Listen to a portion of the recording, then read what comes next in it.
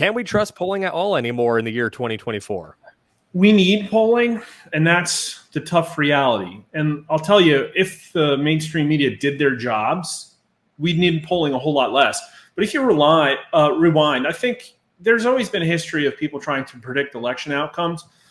But public opinion, Gallup and some others really founded the concept of, hey, it's interesting what other Americans think, and it's stuff that they would feature in the newspapers and nightly network news and stuff like that.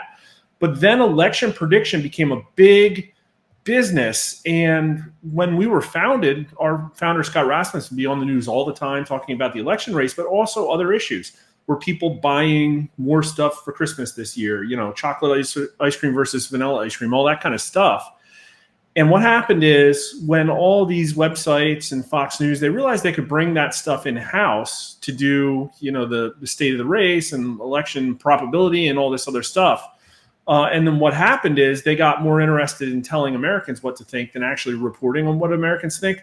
So everybody thinks pollsters right now are just like, well, who's going to win, Trump or Harris? But it's like we've been polling for 20 years about every topic. We have literally every topic. We have trust in Congress going back 20 years. You can follow it over time.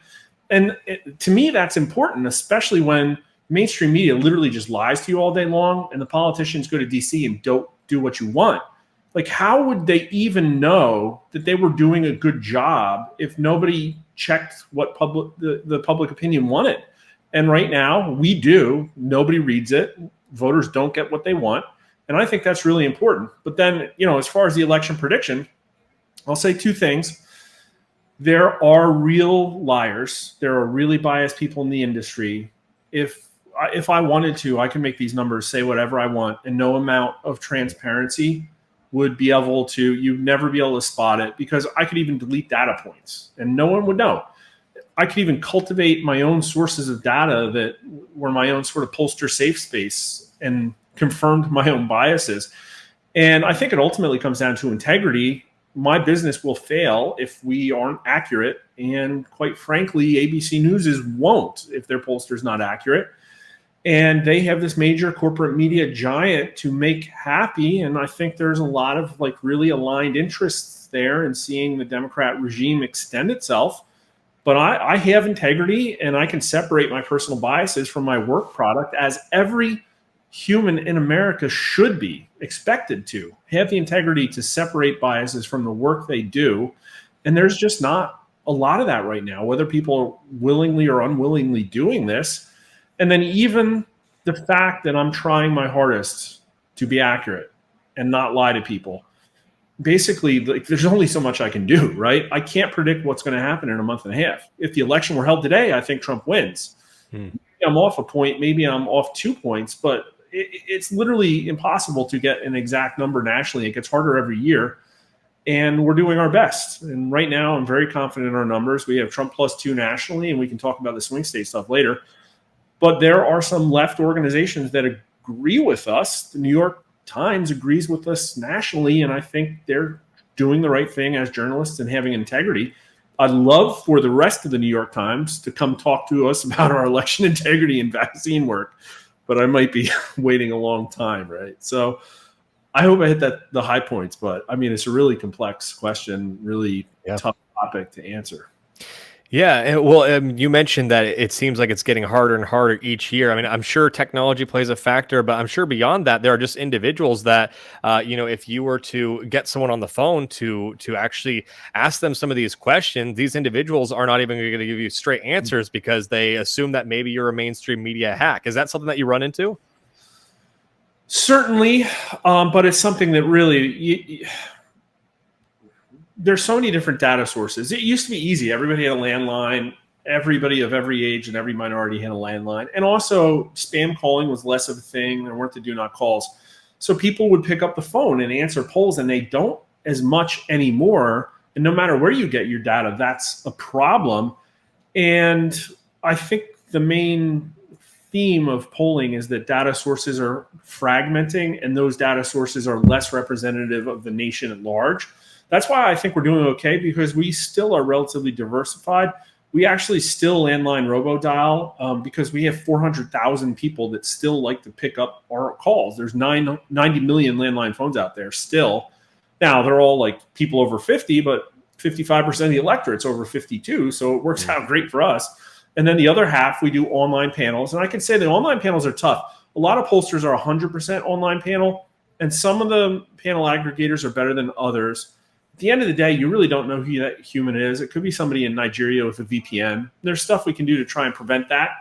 But at the end of the day, it's like a low propensity voter who knows nothing about politics, who's answering a survey for money and says they're going to vote, like may not either. So quite frankly, that person's probably not any more or less representative than the dude in the Nigerian internet cafe. But I mean, that's a real problem. And then even you could say, well, the gold standard is, why don't you just call people up on the cell phone or send them an SMS text? You got to call them live because the laws, we can't do robo-dialing. And it's really expensive to get cell phone results, which means I'd be able to poll like 1/10 of what I put out now. And you could say, oh, well, Rasmussen's not going to spend the money, so their polls aren't going to be accurate. And I say kind of no. At some point, even though you could ostensibly reach everybody with a cell phone in America, it tells you at some point about the people who would actually pick up the phone too, right? So like who picks up spam calls anymore, right? Like, are those people really representative of America? And the answer is kind of no. So it all comes back to integrity. All these data sources aren't really going to give you the full picture. So you got to do your best to know them fundamentally, run tests, look at previous elections, compare your results, and adjust constantly. And that's what we do. And some people don't. And you can tell, like, why does Quinnipiac keep missing like by 8 points every election? Like, what are they doing? Well, everybody knows the Ipsos panel is like 5 or 6 points left, but they still do it, and everybody still quotes ABC polling showing Harris up 4 to 6 points. Like, we know those characters; they do it every single time, right? Like, pretty crazy. Yeah, and you mentioned earlier that you have much more incentive than some of these individuals, these individual polling places to actually be honest in your work and show your work. So, I mean, are some of these people just propped up by ideological billionaires? What's kind of the main story as to why they're able to be so off all the time and yet never face any true consequences for their inaccuracies?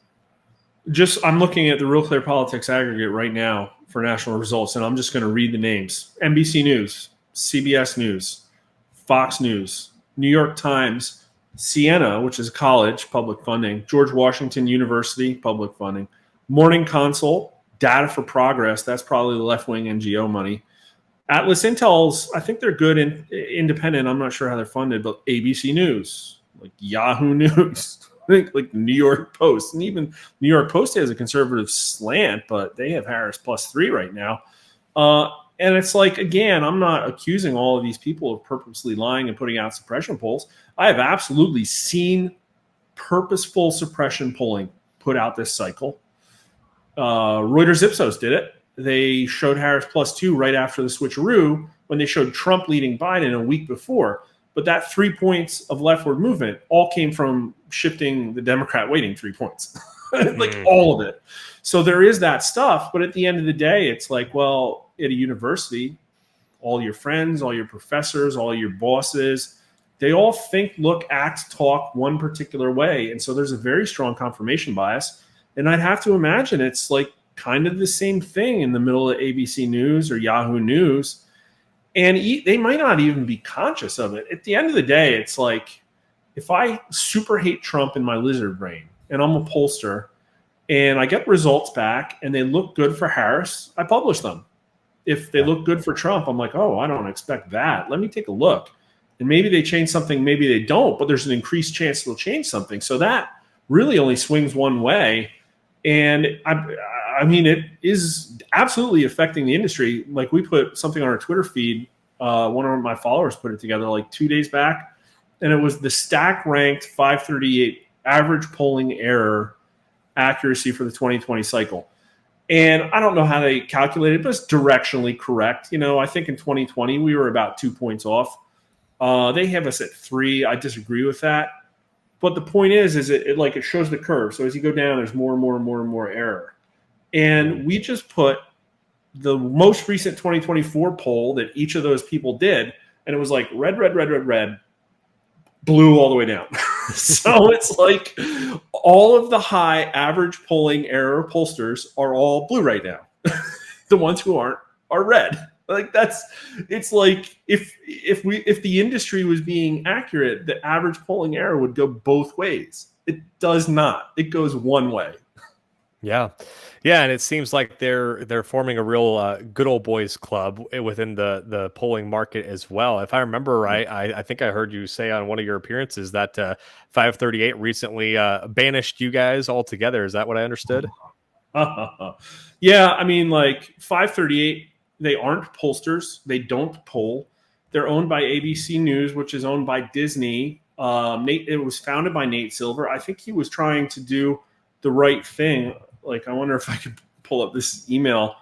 But they fired that guy back in 2023, and within like 3 weeks, we started getting emails from 538 to explain our methodology more. And it's like, listen, it's like we put a methodology statement out. I'll answer any question you have. And I answered most of their questions before too. But it's like, who are they? And then also they have their own polling organization. So I'm like, I don't know if I want to tell them like everything about how I do. So I kind of ignored them. And then after 2 emails, finally the new director that replaced Nate Morris, it's like, I am emailing you to send you final notice that 538 is considering formally banning Rasmussen reports, yada, yada, yada. First, we must explain the nature of our relationship with several right-leaning blogs and media online outlets, which have given us reason to doubt the ethical operation of the polling firm. So they called us liars because we were associating with right-wing people, to include Fox News and Steve Bannon's War Room. Listen, I will talk to anybody. I will, Right. like, if literally a serial killer comes out of jail and says, I want to learn about polling, I'd be like, cool, bro, I'll sit down and tell you about polling. And I think that's really a thing on the left where it's like they have to unhuman people that they disagree with. And it's like, that's what it is. They don't like Steve Bannon, I guess. And I'm not allowed to talk to him about my pollster. Listen, I'd go on ABC News and talk about it too, but they won't have me. Right. And that's what it comes down to. And what they're like, again, they don't poll. They use other people's data and adjust it. And if you think I have an inherent bias, I don't. But if you do, then just adjust it. And you can use all my data still, which is more data than anybody else in the industry is putting out right now. But they didn't want the data because they want to cook the aggregate, and that's what they're doing. If you take an entire industry that I just proved leans left, and your model that adjusts for it makes it all lean further left, you're doing the wrong thing. You're Right. very clearly propaganda, and that's what they are right now.